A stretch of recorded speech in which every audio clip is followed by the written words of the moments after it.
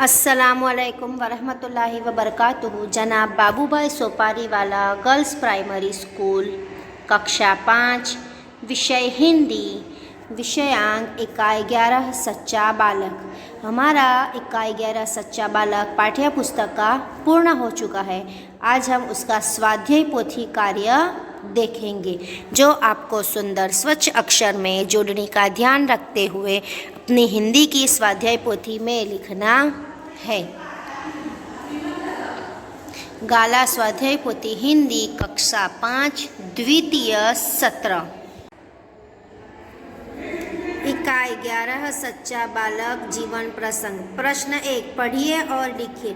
यहाँ पे जो आपको 5 वाक्य दिए गए हैं, देखिए। नंबर 1, लड़का, मेरे पास 40 अशर्फियाँ हैं। नंबर 2, आसमान में घनघोर बादल छाए हैं। नंबर 3, माँ ने कहा था बेटा सदैव सच बोलना।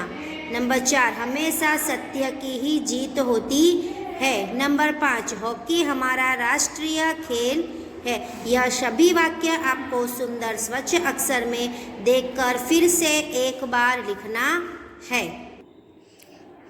प्रश्न 2, निम्नलिखित प्रश्न के उत्तर 1-2 शब्दों में लिखें। 1-2 शब्दों में, यानी कि हमें उत्तर पूरे वाक्य में नहीं लिखना है, सिर्फ शब्द में ही लिखना है।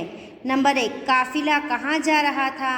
तो काफिला कहाँ जा रहा था? बगदाद की ओर। तो हमें सिर्फ यहाँ लिखना है बगदाद। नंबर 2, लड़के के पास कितनी अशर्फियाँ थी? 40।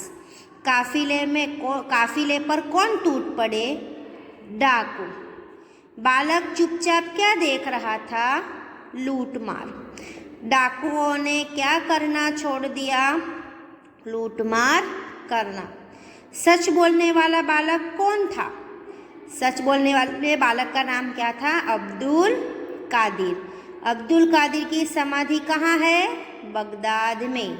आगे देखिए। प्रश्न 3, निम्नलिखित प्रश्नों के उत्तर 1-1 वाक्य में लिखिए। नंबर 1, लड़के ने अशर्फियाँ कहाँ रखी थी?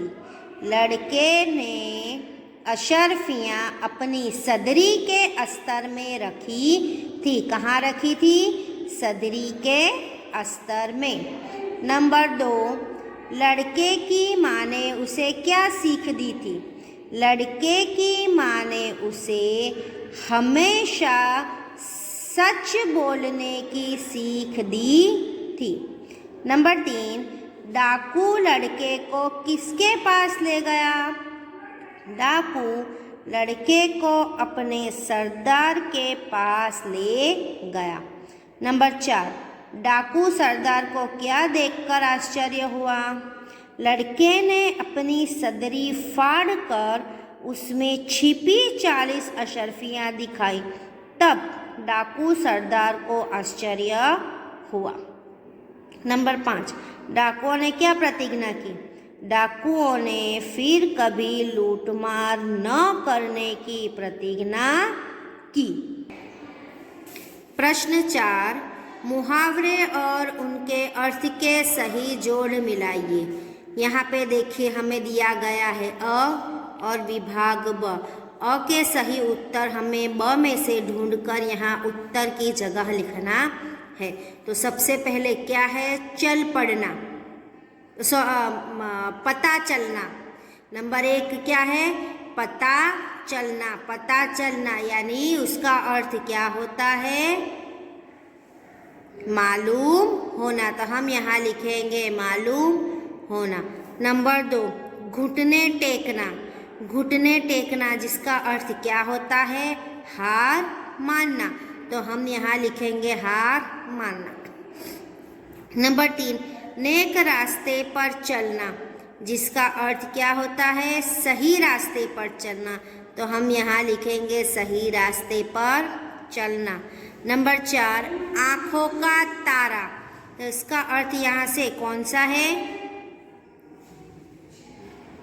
बहुत प्यारा। तो हम यहाँ लिखेंगे बहुत प्यारा। नंबर 5, कान फूंकना यानी किसी के विरुद्ध कुछ कहना। तो हम यहाँ लिखेंगे किसी के विरुद्ध कुछ कहना। नंबर 6 टूट पड़ना, जिसका अर्थ है हमला कर देना, तो हम यहाँ लिखेंगे हमला कर देना।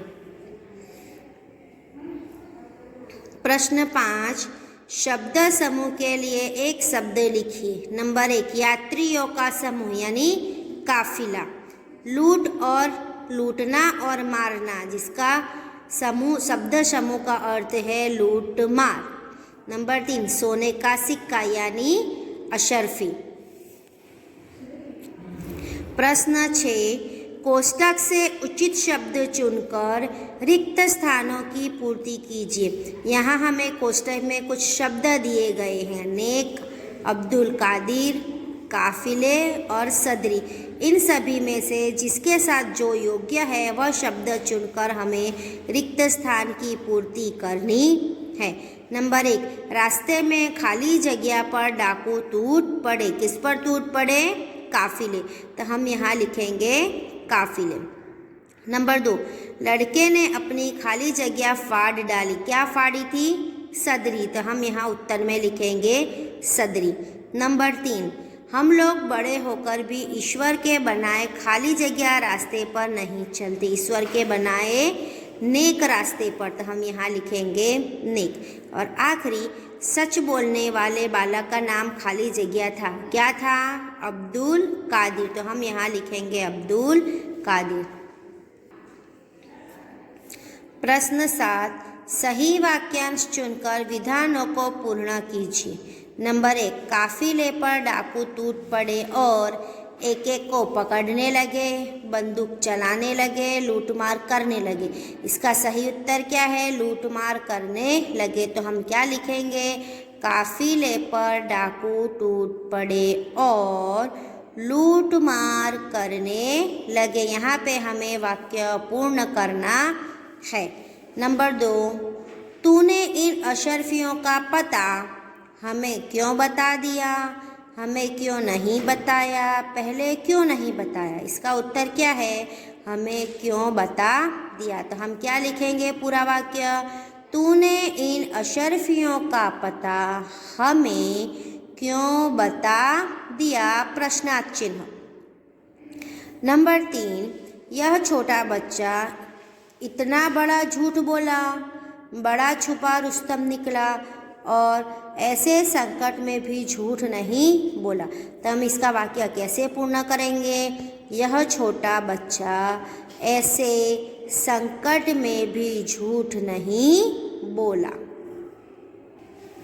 नंबर 4 बड़ा होकर अब्दुल कादिर महान बादशाह हुआ, महान संत हुआ, बहुत बड़ा व्यापारी बना, तो इसका उत्तर क्या है? महान संत हुआ। तो हम वाक्य कैसे पूर्ण करेंगे?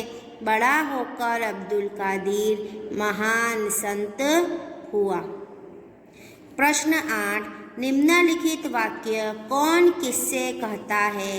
लिखिए। नंबर 1 तेरे पास भी कुछ है, तो इसका उत्तर आएगा एक डाकू अब्दुल कादिर से कहता है। नंबर 2 तेरी अशर्फियाँ कहाँ हैं? इसका उत्तर है डाकुओं का सरदार अब्दुल कादिर से कहता है। नंबर 3 झूठ बोलना पाप है, जिसका उत्तर है अब्दुल कादिर डाकुओं से कहता है। नंबर 4 इनका लूटा हुआ सामान इन्हें वापस कर दो, जिसका उत्तर है डाकुओं का सरदार साथी डाकुओं से कहता है। आखिरी प्रश्न 9 आप अब्दुल कादिर की जगह होते तो क्या करते? जिसका उत्तर है अब्दुल कादिर की जगह में होती तो अब्दुल कादिर की तरह मैं भी सच बोलकर अशर्फियाँ डाकू को दे देती, डाकुओं से कहती कि मैं छोटी हूँ फिर भी सच बोलती हूँ, और एक आप है कि भगवान के बताए नेक रास्ते पर भी नहीं चलते। आज हम यहीं तक देखते हैं, आगे का स्वाध्याय हम इसके बाद के तास में देखेंगे। अभी जितना भी आपको दिखाया और समझाया गया है वह सभी आपको सुंदर स्वच्छ अक्षर में जोड़ने का ध्यान रखते हुए अपनी हिंदी की स्वाध्याय पोथी में लिखना है। जो आपके पास स्वाध्याय पोथी नहीं है तो आप इसे अपनी हिंदी की कॉपी में लिख लीजिए। धन्यवाद।